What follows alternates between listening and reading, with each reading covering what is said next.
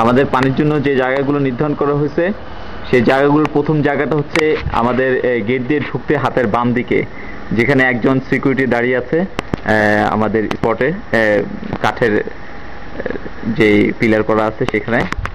আর second হচ্ছে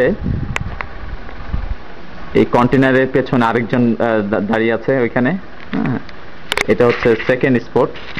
আর third spot হচ্ছে একদম শেষের ওয়ালের দিকে।